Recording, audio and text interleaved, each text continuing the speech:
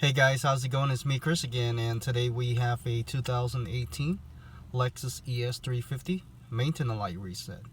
We are going to use these buttons over here, the middle for enter, up, down, left, right, back, and possibly menu.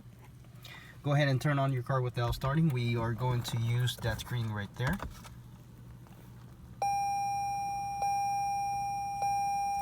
As you can see, oil maintenance required soon. Now go ahead and press back,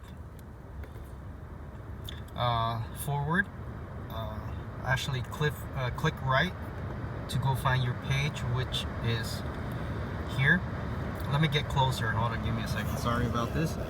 Okay, and when you get here, every time you see this, go ahead and click back. And then when you get here, scroll down to vehicle setting, enter on that. Schedule maintenance, enter on that. Scroll up, yes, enter on that. Now go back. You're gonna have to reset the oil maintenance also. Click it on that, scroll up, click on yes, and that is it, guys. Make sure you click that like. Thank you for watching. I'll see you next time. Bye bye.